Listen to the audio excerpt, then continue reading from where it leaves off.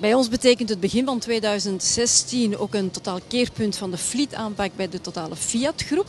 Bij mij staat Wim Buzzy en die kan daar meer tekst en uitleg over geven. Wel ja, Inge, we beginnen dit nieuwe jaar met een nieuw fleet-team. Ook met nieuwe modellen die het goed zullen doen in de fleet.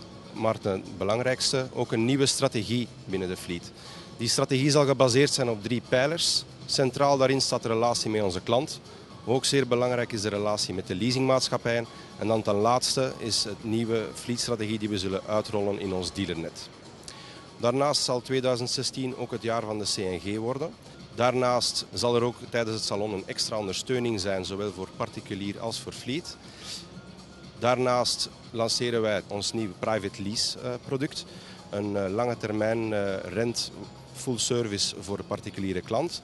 En dan als laatste ook voor Jeep zal het een feestjaar worden, waarbij we onze 75-jarige verjaardag vieren.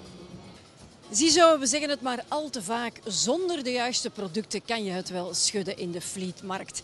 En dat weet Fiat ook en daarom lanceren ze meteen een enorm productoffensief. Kijkt u zelf maar.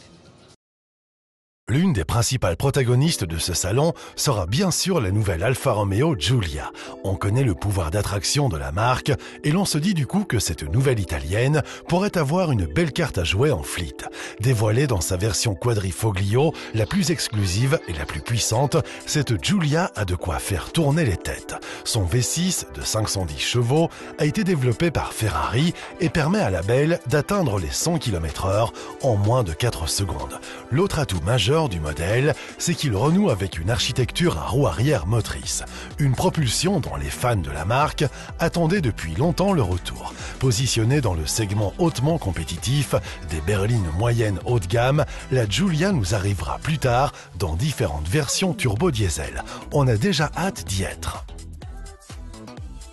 Daarnaast maakt Fiat gebruik om van deze hoogmis van de automobiel ook de Tipo aan het Belgische publiek voor te stellen. Tipo, c'est une appellation lourde de sens pour les amateurs de la marque. Voiture à vocation mondiale, la Tipo a bien l'intention de se tailler une place de choix dans le compétitif segment C, celui des berlines compactes familiales. Avec ses 4 portes et son style à la fois pratique et plaisant, la Tipo revendique une fonctionnalité intéressante. Son habitacle spacieux et son grand coffre de 520 litres devraient rapidement en faire la meilleure amie des familles.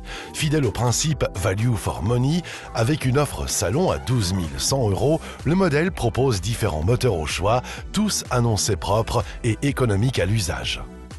Champion dans ce domaine, le diesel 1,3 litre Multijet 2 revendique 95 chevaux et 98 grammes de CO2 au kilomètre, de quoi le rendre déductible à 90%. Autre pion important dans la nouvelle stratégie fleet de Fiat, le Fullback, un pick-up mid-size revendiquant une charge utile de 1100 kg. Proposé en version simple cabine, cabine étendue et double cabine, le modèle colle résolument aux attentes des clients d'Europe et du Moyen-Orient.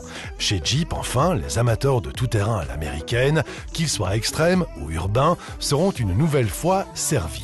Et si toute la gamme est présente sur ce salon, ce sont les nouvelles éditions limitées Night Eagle qui retiennent cette fois l'attention. Sur le Renegade, elles renforcent le caractère du modèle avec une palette de couleurs inédites, une calandre réhabillée, des feux et des jantes spécifiques.